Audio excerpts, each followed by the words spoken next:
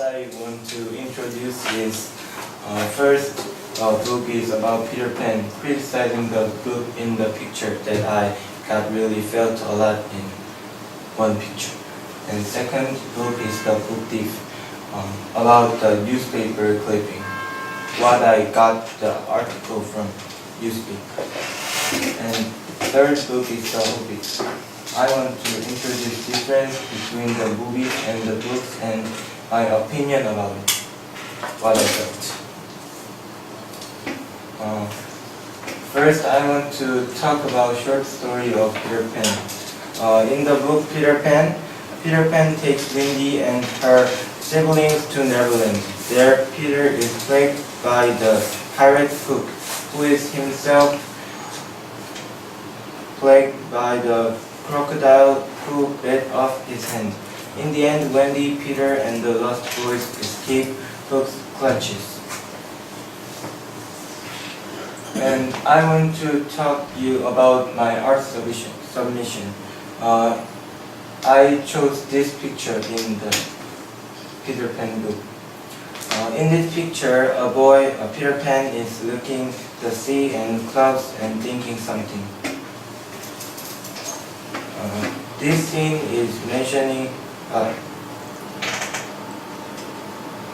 Peter Pan's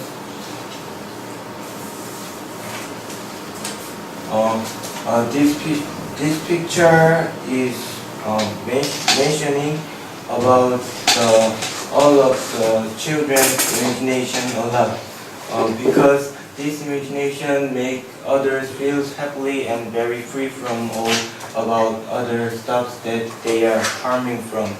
And in this picture, the boys and girls are flying with the birds. This is meaning about how their imagination is powerful.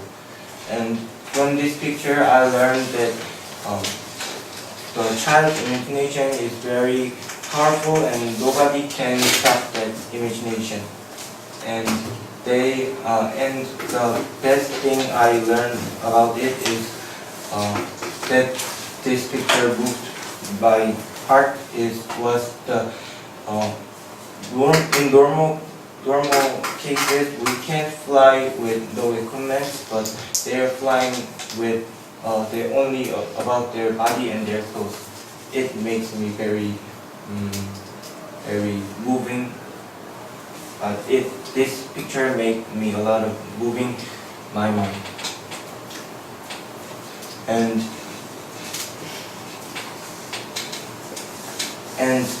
the next book I learned was the book thief. I want to introduce the short story about the book thief.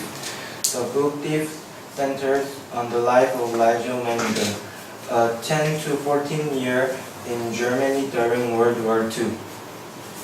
Liza's experiences are narrated by Des, who describes both the beauty and destruction of life in the era.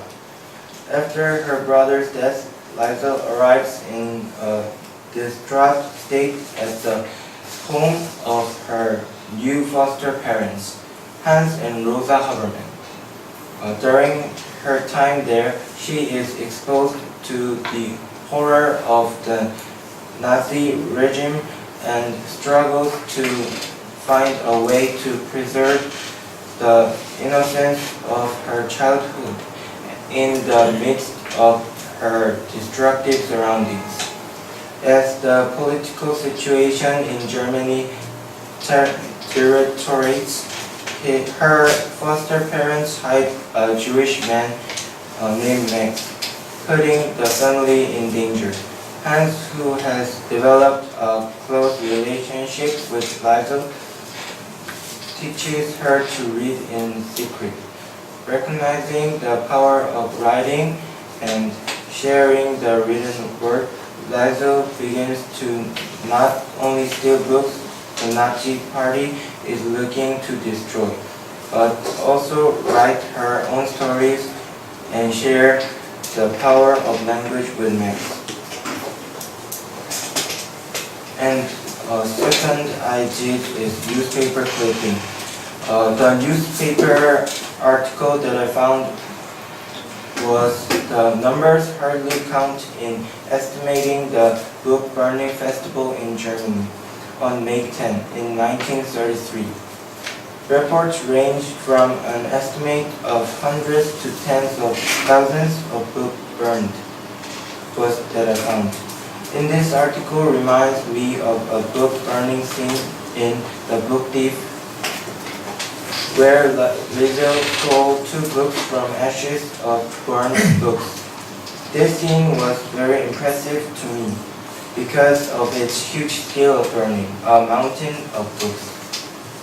Also, I think this scene is meaningful to me. It was emphasizing some of Nazi's mind, I think. That is, Nazi will cut off ideologies which are against to Nazi's ideas. And the third book that I learned was The Hobbit. I want to introduce the short story about The Hobbit.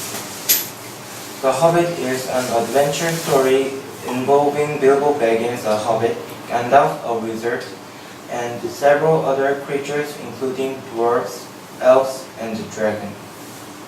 A short summary is that Gandalf the wizard proposes an adventure to Bilbo.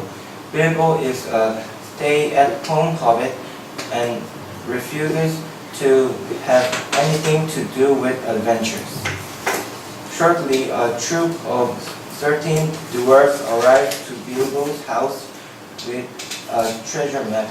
The map strikes Bilbo's curiosity, and he is off on an adventure in search of an evil dragon, Smaug, who is stolen the dwarf's treasure.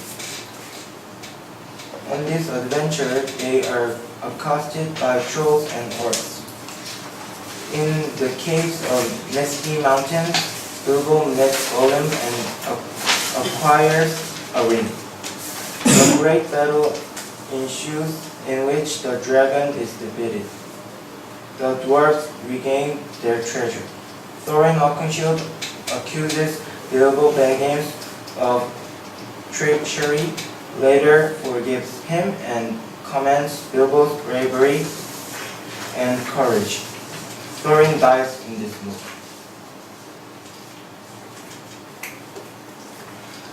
The Hobbit. Difference between books and film.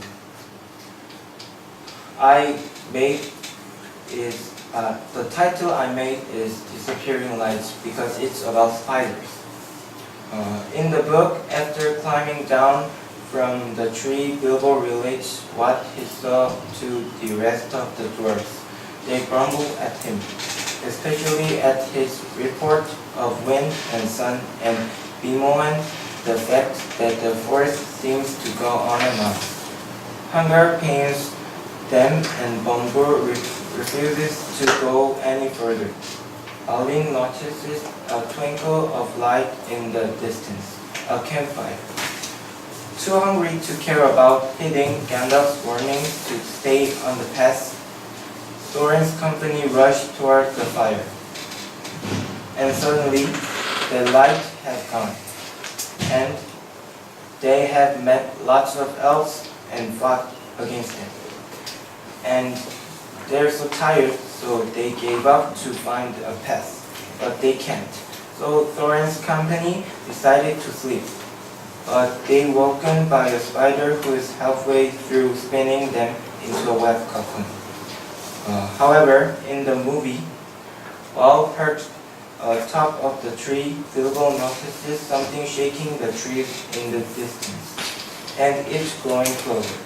He tries to shout a warning to the others, but trips and falls. A spider roars in his face, knocking him into web. He is spun into a web cocoon. And I want to talk about my opinion about this difference. I have two minds about this change. I certainly don't think that I would have wanted to see Thorin's company crash 3 elven parties in a row. That is get very old very fast, but we would have seen one. I know that there isn't much time in this 2.5-hour movie. What with all the legolas drama and exciting barrel chases. This isn't an adapted scene that failed to live up to what the book delivered. It was cut entirely, at all. Another interesting part of Bilbo's quest just entirely removed. A smaller note, but still a change that bothered me. This is the second time that hunger has been a driving force in the dwarf's actions in the book. Both times the movie ignored that particular motivation. When Thorin's company risked the trolls for food, it was because their ponies bolted with all their provisions. This time, though, they are out of food because they have been in Mirkwood for so long. Removing this small subplot isn't a big deal in the long run, but it sort of changes the scope of what's happening. Again, the movie just feels so rushed, like Bilbo and the dwarves are being hustled from one scene to another, I think. Bilbo's grand adventure is supposed to take months, not days. Thank you. All right, good job, good job.